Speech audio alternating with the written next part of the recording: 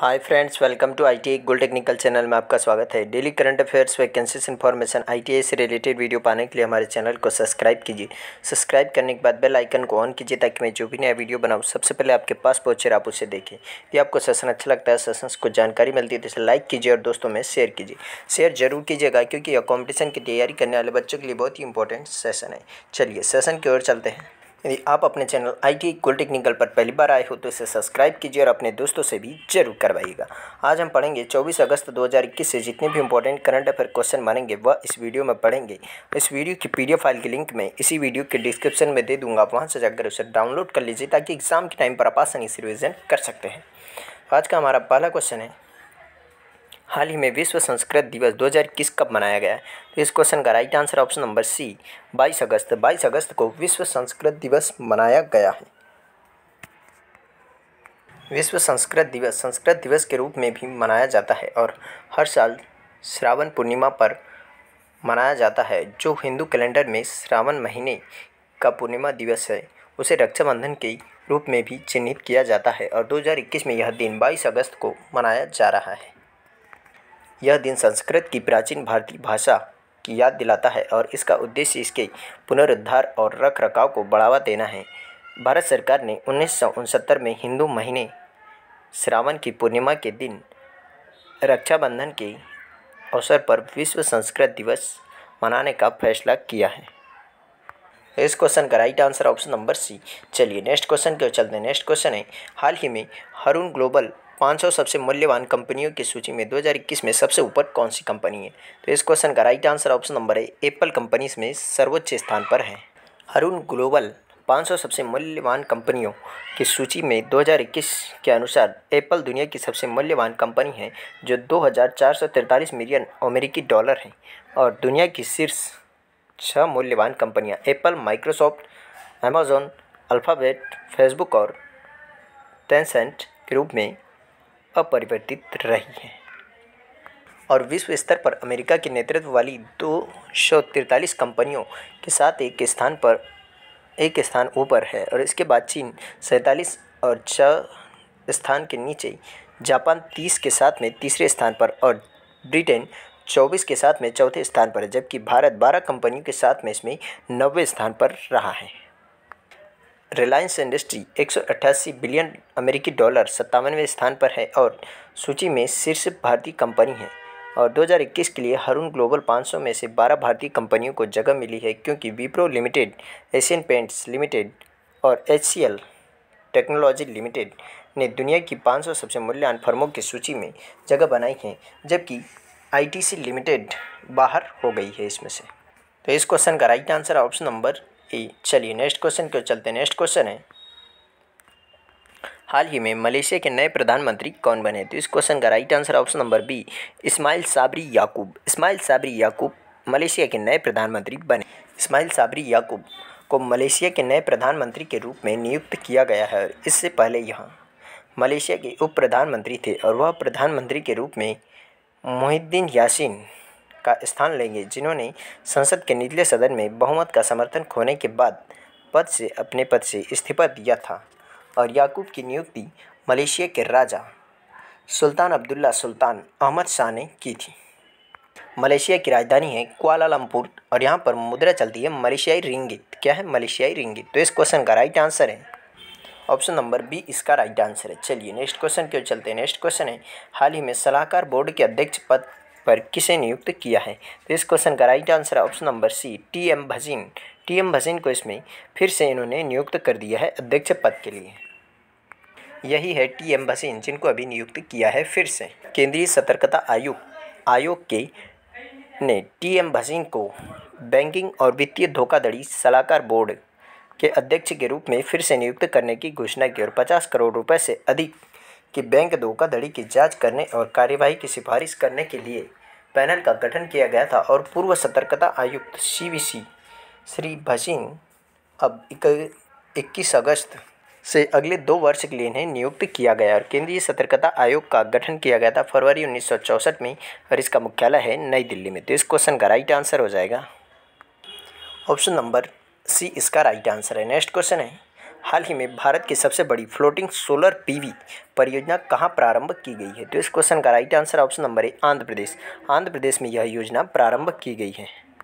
NTPC ने आंध्र प्रदेश के विशाखापट्टनम में अपने सिमहाद्री थर्मल स्टेशन के जलाशय पर 25 मेगावाट बिजली की भारत में सबसे बड़ी फ्लोटिंग सोलर पीवी परियोजना शुरू की है और फ्लेक्सिबिलाइजेशन योजना के तहत स्थापित होने वाली यह पहली सौर परियोजना है और इस योजना को 2018 में भारत सरकार द्वारा अधिसूचित किया गया था। और एनटीपीसी सिमहाद्री पायलट आधार पर हाइड्रोजन आधारित माइक्रोग्रिड सिस्टम स्थापित करने की योजना भी बना रहा है और यह 75 एकड़ को कवर करेगा, यानी कि जलाशय की सतह से 75 एकड़ जगह को कवर करेगा और 7,000 घरों को रोशनी के लिए 1 लाख से अधिक सौर पीवी मॉडल बिजली उत्पादन करेगा। और इस परियोजना में से सालाना 46,000 टन CO2 उत्सर्जन और 13,064 मिलियन लीटर पानी की बचत होगी, जो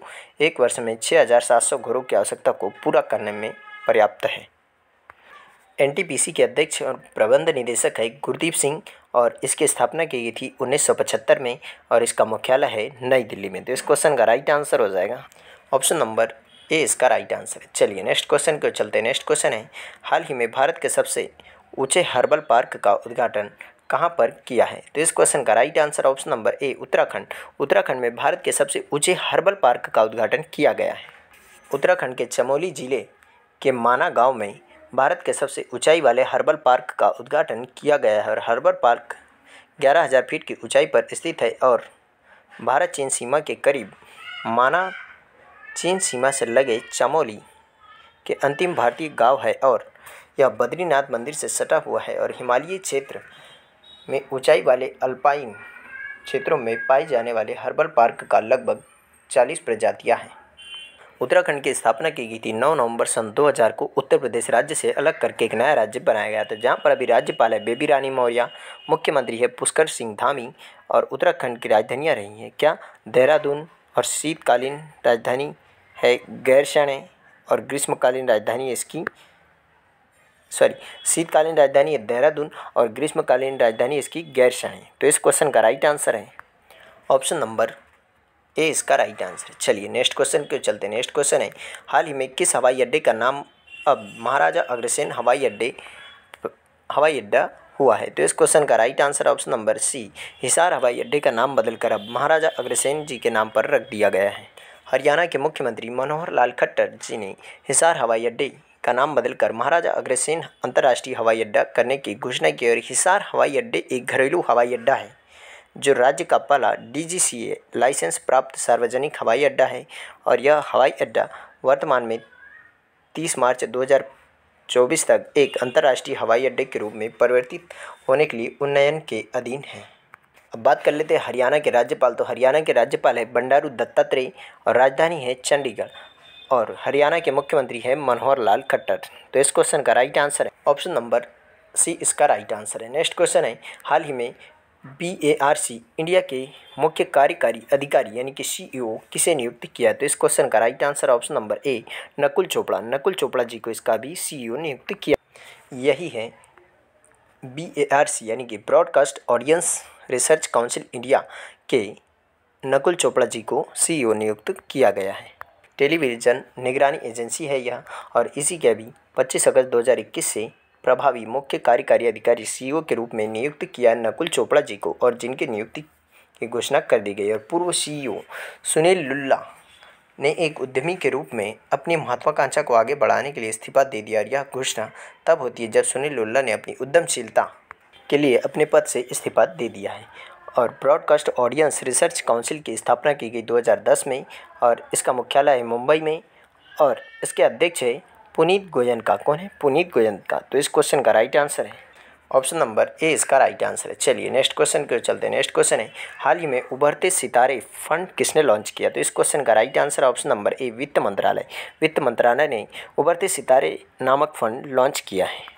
केंद्रीय वित्त मंत्री निर्मला सीतारमन जी ने लखनऊ में एक कार्यक्रम में निर्यात उन्मुख फर्मों और स्टार्टअप के लिए एक महत्वाकांक्षी उभरते सितारे फंड USF लॉन्च किया है और फंड का उद्देश्य सूक्ष्म, लघु और मध्यम कंपनियों को बढ़ावा देने के लिए धन व्यवस्था करना और फंड की स्थापना एग्जिम बैंक ने की है। और यह योजना उत्तर प्रदेश में सफल होगी क्योंकि राज्य में एमएसएमई की संख्या सबसे अधिक है। तो इस क्वेश्चन का राइट आंसर है ऑप्शन नंबर ए इसका राइट आंसर है। चलिए नेक्स्ट क्वेश्चन की ओर चलते हैं। नेक्स्ट क्वेश्चन है, हाल ही में कल्याण सिंह का निधन हुआ, वह कौन थे? तो वह एक प्रमुख ही प्रतिष्ठित राजनेता थे जिनका अभी हाल ही में निधन हो गया है। यही है कल्याण सिंह, उत्तर प्रदेश के पूर्व मुख्यमंत्री जिनका अभी हाल ही में निधन हो गया है। उत्तर प्रदेश के पूर्व मुख्यमंत्री कल्याण सिंह का निधन हुआ है। उन्होंने 2 बार उत्तर प्रदेश के सीएम के रूप में कार्य किया। जून 1991 से दिसंबर 1992 और सितंबर 1997 से नवंबर 1999 तक, और बाबरी मस्जिद के विध्वंसक के दौरान यूपी के सीएम रहे हैं। और वह 2 बार संसद सदस्य और राजस्थान और हिमाचल प्रदेश की पूर्व राज्यपाल भी रह चुके हैं। तो इस क्वेश्चन का right answer option number B. चलिए आज का सेशन यहीं समाप्त होता है।